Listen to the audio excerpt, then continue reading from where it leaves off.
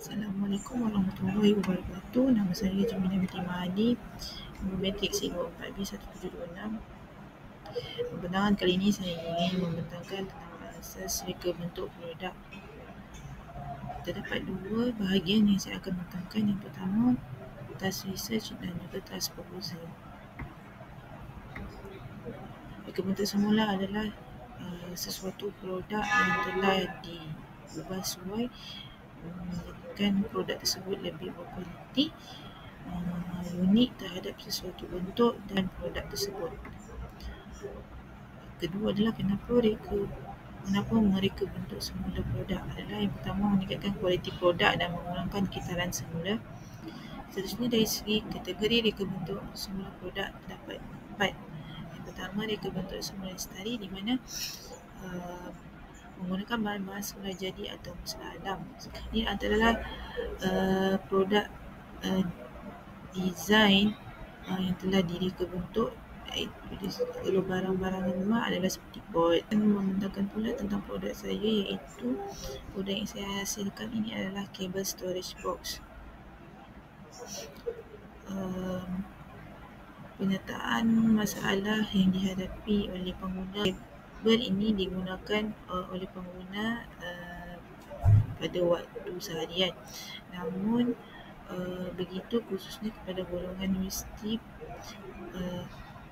pelajar universiti dan juga kerja pejabat lah. Mereka sukar untuk menyusun dan menyimpan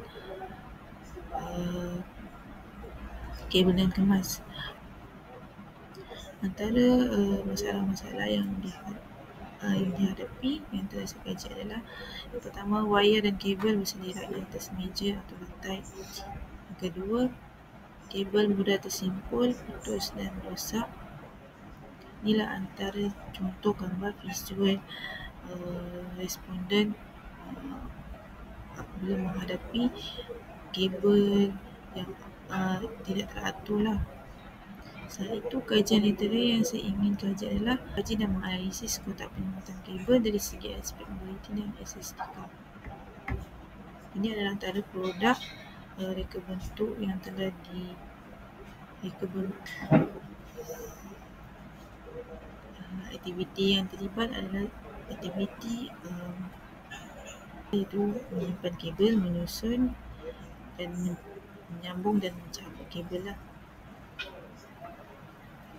Dari segi segmentasi pasaran, yang pertama dari segi trend pasaran,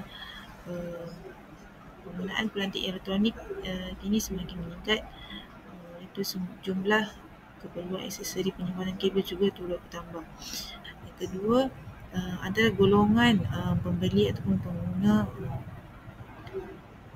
penyimpanan kabel ini dikhususkan pada pekerja pejabat, pelajar, golongan pelancong dan juga suri rumah lah. Dan keperluan pasaran untuk produk ini mestilah ringan, kecil, mudah dibawa dan selamat digunakan. Pengguna sasaran yang saya target adalah lelaki dan perempuan berumur 13 hingga 50 tahun, merupakan seorang pekerja, pelajar, pelancong dan juga suri rumah. Untuk dari segi kawasan ataupun lokasi, produk ini tiada terhad, bermaksud boleh digunakan dan dibawa di mana-mana sahajalah. Seterusnya, dari segi kriteria reka bentuk yang saya akan buat, dari segi reka bentuknya adalah kecil, ringan, stabil dan mudah dibawa. Bahan yang saya gunakan iaitu silikon dan juga plastik.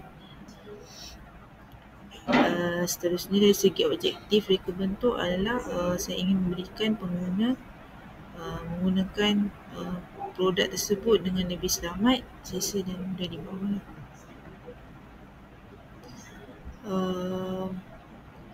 Produk yang saya ingin reka ini dia mudah dibawa, ringan, kecil, dan akhir sekali kata kunci untuk produk saya, travel light, work neat and life easy. Sekian pembentangkan saya.